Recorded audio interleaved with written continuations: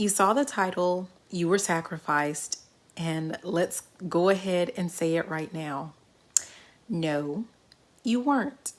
Because sacrifice requires one thing that no one really talks about, which is consent and free will.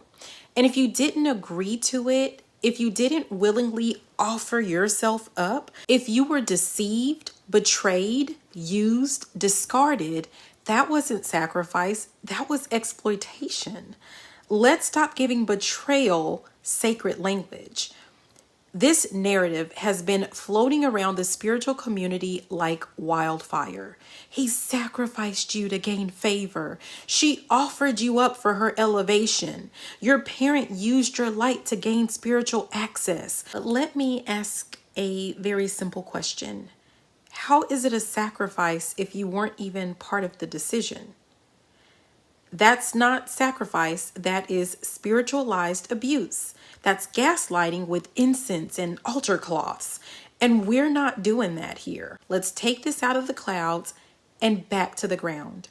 If someone deceived you, went behind your back, used your name, energy, or vulnerability for their gain, and you didn't consent to it, they didn't sacrifice you, they violated you.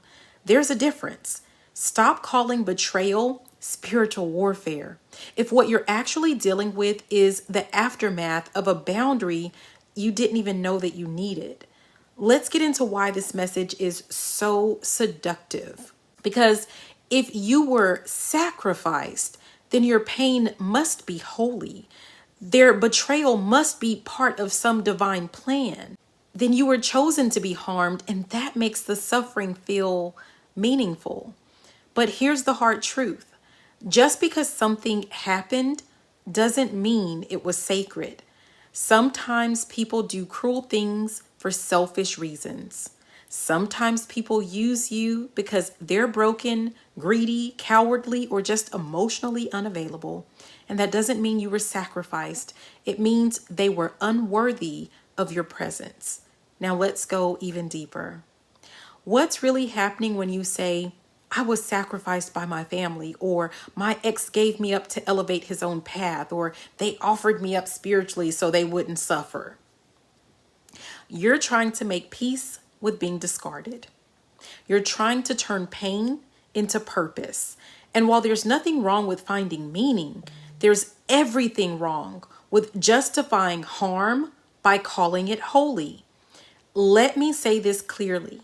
Betrayal is not sacrifice. Neglect is not sacrifice. Theft is not sacrifice. Being discarded by people who never valued you in the first place is not sacrifice. That is harm. That's a wound. That's a boundary violation. And we don't glorify that here. If your mother never protected you, knew that you were being mistreated, maybe by a stepfather, maybe by relatives, maybe by life itself, and she didn't speak up, she didn't intervene, she just let it happen, but someone comes in and tells you, oh, because she sacrificed you to keep the family together, she did what she had to do. No, she didn't sacrifice you, she abandoned you. That's not sacred. That is not divine. That is trauma wrapped up in generational silence. You're allowed to say that. You're allowed to stop defending people who did not defend you. Let's talk about relationships.